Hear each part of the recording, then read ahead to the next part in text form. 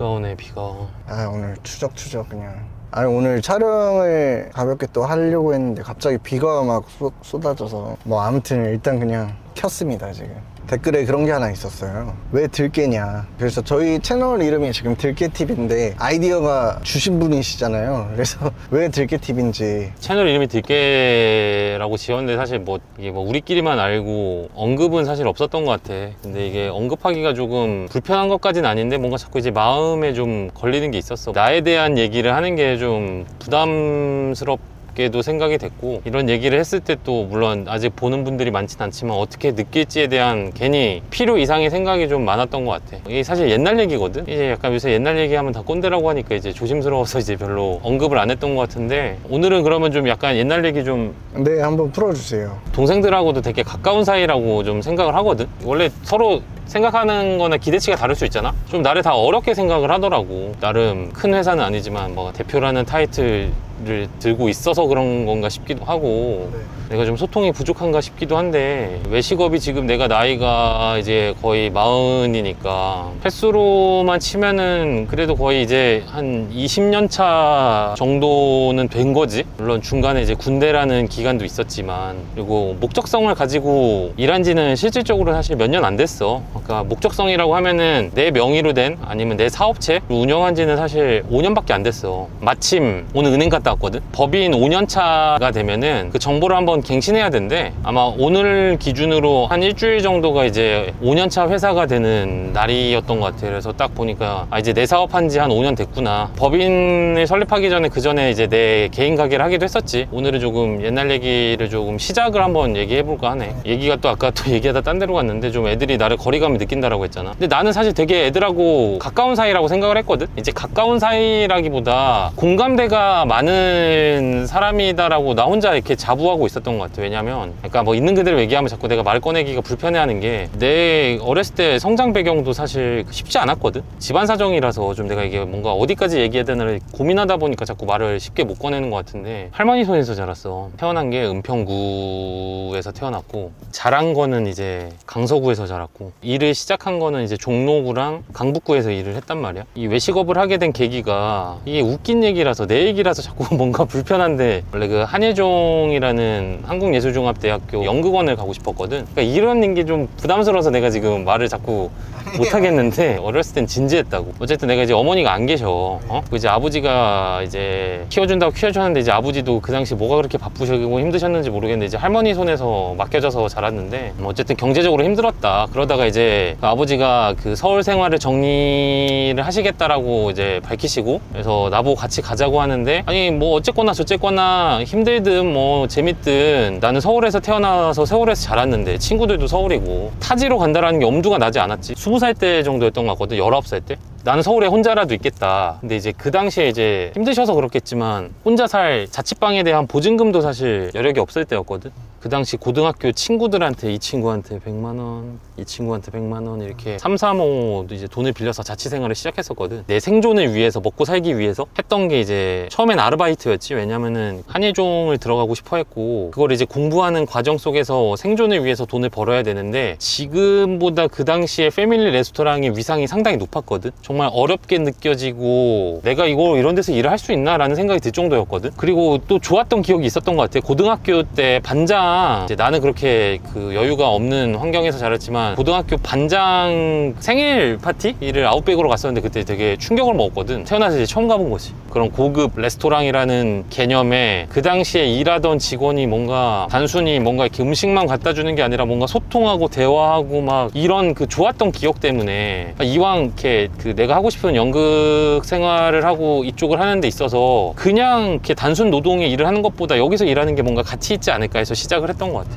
그래서 이제 아웃백에서 알바를 하면서 뭔가 이제 연극원에 대한 준비를 열심히 하던 시절이 있었거든. 이게 내가 어렸을 때부터 준비한 것도 아니고, 사실 막 그때는 뭐 모르겠어. 지금 그게 멋있어 보이고 싶어서 했는지 모르겠지만, 결과적으로 이제 첫 번째 시험에서 이제 3차였나? 그러니까 제법 바로 떨어지진 않았어. 아쉬움이 남아서 이 정도 붙었으면은 1년 정도 더 열심히 준비하면 되지 않을까 싶어가지고, 이제 그 당시에는 그게 100% 실기였거든. 아마 지금도 그런지 모르겠는데. 그래서 어쨌든 생존을 해야 되니까 또 이제 돈을 벌어야 되니까 1년 내내 막 계속 꾸준히 뭔가를 준비하기보다는 일단 나는 돈을 벌어놨어야 되니까 이제 그걸로 이제 아웃백에서 계속 근무를 했던 거고, 근데 이제 아웃백에서 일을 하다 보면 그 당시에 꼭 아웃백이지 않더라도 이제 같이 일하는 사람, 젊은 친구들, 나이 또래, 비슷한 나이 또래가 많이 모여서 일을 하다 보니까 이제 그 사람들의 이제 거기에 녹아든 거지. 매일 이제 술 먹고 뭐 일하고 같이. 두 번째 시험 볼 때는 오히려 2차에서 떨어졌어. 그리고 이제 아예 꿈을 잡으셨나요? 아, 접진 않았어. 당연히 한 번 더 준비했지. 아, 삼수.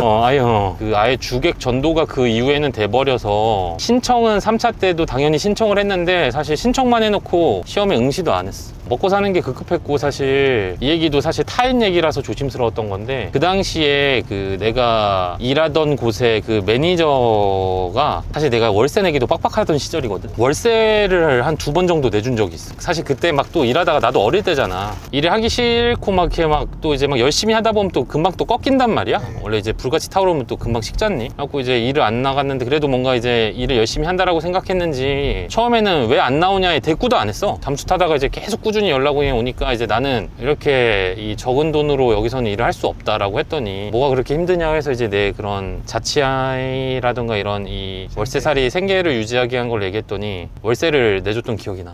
그 마음이 너무 고마웠지. 왜냐면은 내가 사실 우리 부모님한테도 자금적인 지원을 못 받았거든. 근데 뭔가 타인이 나한테 그렇게 내 경제적인 도움을 주는 거에서 너무 큰 따뜻함을 느꼈거든. 그래서 사실 그 이후에 그 사람을 위해서 좀 열심히 살았던 것 같아. 그분이 이제 그 매니저였다가 점주가 되거든. 그 매장에서 정말 목숨 걸고 일했던 것 같아. 그러니까 나는 돈을 벌기 위한 게 아니라 나한테 이런 따뜻한 마음을 베풀어준 사람한테 뭔가 은혜에 보답해야 된다라는 생각을 가지고, 뭐 사실 잔소리를 해준 사람도 없었어. 이렇게 미래를 어떻게 계획하고 앞으로 나아가야 될지, 어떤 일을 해야 될지, 내가 어떻게 살아야 될지라는 게 없었는데, 그냥 그 나한테 베풀어준 사람한테 뭔가 도움이 되려고, 그 사람한테 자랑스러운 사람이 되려고, 혹은 그 사람이 회사에서 인정받을 수 있게끔 내가 조력자로서 뭔가 진짜 막 하루에 막 12시간, 14시간, 16시간 급여랑은 상관없이 그 사람의 매장을 내가 살리기 위해서 어떻게든 이바지 하려고 내가 되게 많은 노력들을 했던 것 같아. 그 당시 월세가 사실 얼마인지 기억도 잘 안 나는데 그 당시 월급이 뭐 한 120, 30, 150 이랬던 것 같아. 근데 내가 할 수 있고 벌 수 있는 일이 많지 않았으니까 아마 그것도 많이 이런 편의점이나 혹은 패스트푸드보다는 많이 주는 게 아니었을까라는 생각은 하고 있는데, 월세를 아끼려고 많은 주변인들, 형들, 뭐 친구들, 같이 일하던 사람들 집에 정말 많이 얹혀 살았어. 이 부모님하고 같이 사시는 집에도 내가 항상 막내 아들처럼 이 형 집에서 뭐 한 달, 저 형 집에서 뭐 6개월. 월세가 가장 크게 부담스럽게 느껴졌을 거 아니야. 그때 진짜 정말 힘들었거든. 그러니까 짠내를 엄청나게 풍겼던 것 같아. 심지어 막 그 선풍기라든가 전기장판 이런 그 와트수의 전력까지 계산해서 막 전기세도 돈 몇천 원이라도 아끼려고 하던 시절이 있었거든. 그러다가 이제 만나는 여자친구가 생기면은 방을 구했다가 또 헤어지면 또 다시 정리하고 또 남의 집으로 들어가서 이런 생활의 연속이었단 말이지. 뭐 야생 그 자체셨는데요? 이거 우리 와이프도 알고 있는 얘기라서 사실 상관없어.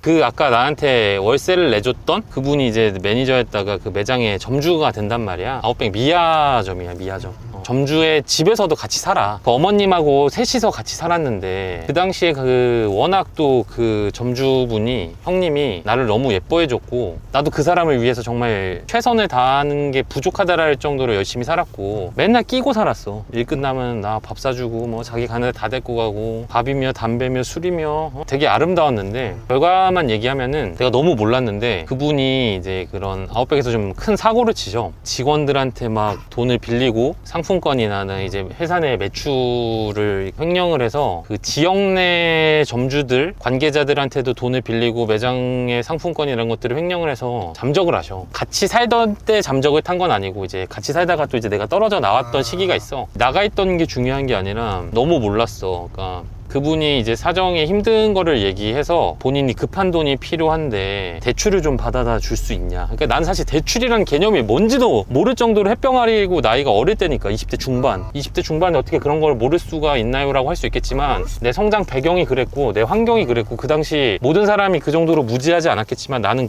그랬다라는 거지. 내 음식점에서 일하고 내 월급이 얼마 된다고 대출이 어떻게 나오겠어. 1금융도 아닌 2금융에서 이제 금리가 높은 거를 대출을 받아서. 근데 왜냐면은 아니 아니 그 이자까지도 나한테 다 주겠다라고 하니까 내 입장에서는 이 정도는 도와드려야지. 아니 그지. 왜냐면 아까 얘기했던 대로 모든 비용을 다 내주던 분이야. 어쨌든 이제 그분이 잠적을 타버리지. 20대 중반에 내가 쓰지도 않은 이제 빚이 생겨버린 거지. 찾을 생각도 안 해봤고 찾을 수도 없었을 거고, 그렇게 일하다가 그래도 회사에서는 좀 이제 승승장구를 하거든. 회사에서 좀 아웃백이라면 회사에서 좀 인정을 많이 해줘가지고 남들보다 빠른 속도로 진급도 하고 여기저기서 이제 경험을 많이 쌓았지. 내가 이제 살았던 집만 한 20대 때만 한 20곳 이상인 것 같거든. 와이프가 그 사실을 안단 말이야. 지금은 이제 외식업 종사자가 아니지만 그 당시에 이제 나를 알고 있던 사람으로서 처량하다, 안쓰럽다 라고 해서 이제 와이프가 원래 집에서 나한테 한 번씩 진짜 들깨처럼 살았구나 라고 해서 이제 닉네임? 그러니까 와이프가 그렇게 날 자주 부르진 않는데 좀 그런 생각이 들었어. 그러니까 지금 그 이후에도 어쨌든 나한테 뭔가 사건 사고가 많고 기회들이 많이 생기잖아. 뭐 이게 부끄러운 얘기가 난 아니라고 생각하는데 좀 이렇게 열악한 환경이나 내가 좀 많이 무지하고 모르고 경제적으로도 힘든 배경에서 이제 조금씩 앞으로 나아가고 있단 말이야. 나뿐만이 아니라 이제 얼마나 그런 사람들이 많을까라고 생각을 해보거든. 이런 거에서 기회나 뭔가 이런 것들을 공평하게 누릴 수 없다. 뭐 나도 강자는 아니지만 상대적으로 힘들어하는 분들, 혹은 나 같았던 사람들, 혹은 나보다 더 힘든 또 이런 배경이나 또 히스토리가 있는 사람들이 있을 거란 말이야. 그런 분들을 도와주고 성공이라는 뭐 기준과 잣대는 사람들마다 다를 수 있겠지만 좀 그런 분들도 만나서 이런 삶의 히스토리나 노하우도 들어보고, 그런 사람들을 함부로 평가하지 못하지만 나도 그런 사람이다, 그런 사람이었다, 이런 취지나 좀 의도를 담아서 듣기라고 해보면 어떨까 였던 거지. 근데 뭐 아시겠지만 지금 들깨 치면은 막 들판에 개만 그냥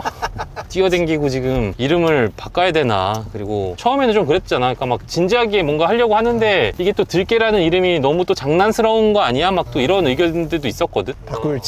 바꿀지언정 어쨌든 처음에 시작의 마음은 어쨌든 그랬던 거지. 내가 이제 처음에 내 장사를 시작할 때 회사에서 일할 때 이 회사가 잘 되다 보니까 내가 이제 기고만장해진 거야. 회사에서 운영하는 막 여러 가지 막 7, 8개 브랜드가 하는 것마다 다 잘 됐고, 내가 스스로 공헌도가 높다라고 생각하다 보니 막 자신감이 생긴 거지. 나도 투자 받아서 할 수 있을 것 같다라는 그 생각 때문에 투자처를 구해놓은 것도 아닌데 이제 내가 독립을 결심을 하게 되거든. 그 이후에 사실 고생을 정말 많이 해. 이것도 부끄러운 얘기일 수 있겠지만 있는 그대로를 얘기하면은 투자처를 구하려고 사업계획서도 그 당시 어린 나이에 되게 열심히 만들어서 사람들 설득하러 댕기고 하지만 다 실패한단 말이야. 그래서 결국 너무 시간이 지체되고 하다 보니까 정신적으로도 힘들고 경제적으로도 계속 얼마 모아두지 않은 돈도 계속 떨어지다 보니까 이 마음이 얼마나 힘들겠어. 쫄리고. 그러다가 결국 선택한 게 아는 동생들, 나랑 같이 일하기로 했던 동생들한테 손을 벌리거든. 그래서 그렇게 힘들게 모은 돈이 한 1억 정도였어. 1억 갖다가 물론 되게 작은 규모의 가게는 차릴 수 있었겠지만 우리 인원수가 그래도 한 대여섯 명 정도 있었단 말이야. 이 정도 직원들이 같이 함께 일을 하려면 작은 공간에서는 힘들 거고, 공간을 찾다 보니까 또 금액이 턱없이 부족한 거지. 그래서 이제 어떤 수를 두냐, 주변 지인의 소개를 통해서 전전세라는 개념? 이게 엄밀히 말하면 불법일 거야. 무슨 말이냐면은 임대료를 내고 장사를 하고 있잖아. 근데 이제 본인이 이제 그 사람의 사정상 장사를 이제 하고 있지 않다가 나한테 그 공간을 자기가 임대료를 받고 나한테 빌려주는 거지. 근데 이게 문제가, 빌려주는 거는 문제가 아닌데 명의를 빌려준 거야.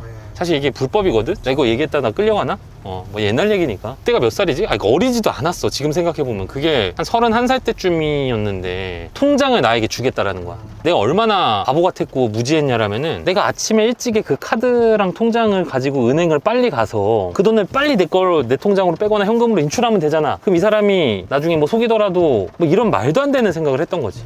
실질적으로 이제 그렇게 운영을 했어. 그 이후에 어쨌든 대구에서 하던 술집이 소위 말하는 이제 장사가 대박이 터졌단 말이지. 처음에는 신났지. 막 가서 매일 아침마다 가서 이제 그 통장에서 이체랑 출금을 한 거지. 그러다가 갑자기 통장에 돈이 안 들어오기 시작하는 거야. 자초지정을 알아봤더니 그 명의를 빌려준 사람이 가압류가 걸린 거지. 좀 문제가 있었던 분인 거야. 카드사에서 입금이 돼야 되는데 이게 통장에 들어오지 않고 국세로 넘어가는 상황이 생겨서 매출을 팔아도 돈이 들어오지 않는 이런 난처한 상황이 걸린 거지. 난처한 상황이 걸린 게 아니라 생긴 거지. 속은 타지, 애는 타지, 해결할 방법은 없지. 설상가상이라고. 이 상황에 건물주가 찾아와서 너희들은 누구냐? 너희들은 누군데 여기서 장사를 하고 있냐? 우리는 내 입장에서는 아니 저 이 사람한테 돈 주고 쓰는 겁니다. 그러니까 이게 사실 말도 안 되는 얘기를 내가 자꾸 계속 하고 있는 건데 얼마나 몰랐으면. 그러니까 이제 그지. 그래서 이제 결국 이거를 이제 협의점에 나서는 게 전전세 개념으로 내가 그 사람한테 명의를 빌렸을 때 그 6개월치의 이제 그 임대료를 선불로 먼저 냈단 말이야. 그 사람의 조건이었어. 그 우리가 발생한 매출도 그 사람의 국세로 빠져나가서 가압류가 걸려서 우리가 발생한 매출도 받지 못하고, 근데 이게 내가 건물주가 찾아와서는